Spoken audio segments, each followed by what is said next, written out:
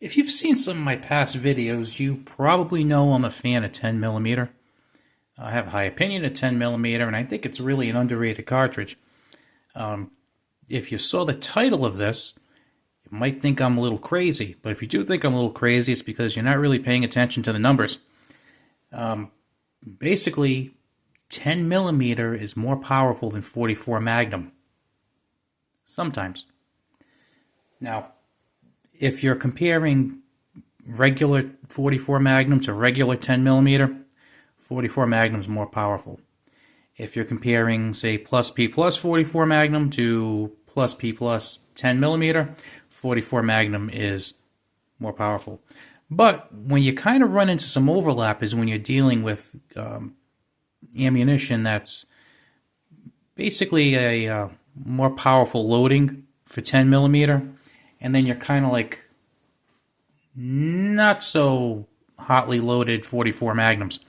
Now, right in front of us here, we have Underwood ammo. This particular box of Underwood ammo is 200 grains, 1,250 feet per second, and it has about 700 foot-pounds of energy. If you kind of get like a basic 44 Magnum, you're getting about 700 foot-pounds of energy. Now, of course, this varies depending on what type of firearm you're using. You'll get more velocity out of, say, an 8-inch barrel than, like, say, a 4-inch barrel. But 10 millimeter is really nothing to look down at. It's actually, like I said, in a lot of cases, just as good as your kind of run-of-the-mill, less powerful 44 mags. So bullet for bullet, if you're comparing the higher end of one to the lower end of the other, you're getting about the same performance. But the thing is, depending on what type of firearm you're using, you might be better off with 10 millimeter. For one thing, the gun you have in front of you now is the Glock 29. That holds 10 rounds. I don't think there are any 10-round 44 Magnum revolvers out there. That's one thing. Second of all, if you have a Glock 20, or even if you have a mag adapter here and a 15-round mag, you have 15 plus 1 of 10 millimeter. That's pretty good if you're out in the wild, and really when I say wild, I mean you're being in the wilderness or your typical urban area. It seems nowadays. 44 Magnum's pretty awesome, but I'd rather have 15 or 16 rounds of 10 millimeter and then 5 to 6 rounds of 44 Magnum. It's really something to think about. And especially if you look at like practice rounds, I notice those usually around 500 or so foot-pounds of energy, probably high 4s to low 5s. But when you start getting into Underwood ammo and Buffalo Bore, there's some like awesome rounds that they're making. And I noticed most of them are around 200 grains.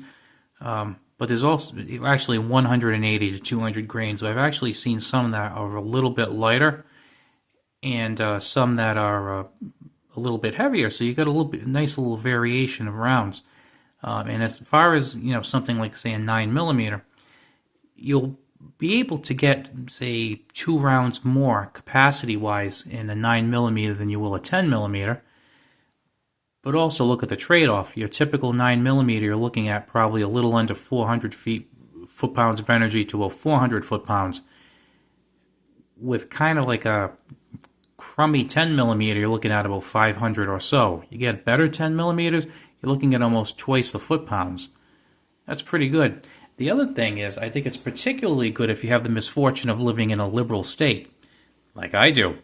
I could understand some people saying, well, I'd rather have 17 plus 1 of 9 millimeter. We'll get in 17 plus 1 of 10 than 10 rounds of 10 millimeter. Well, I can understand the argument for that. But what if you live in a place where your mag capacity is limited?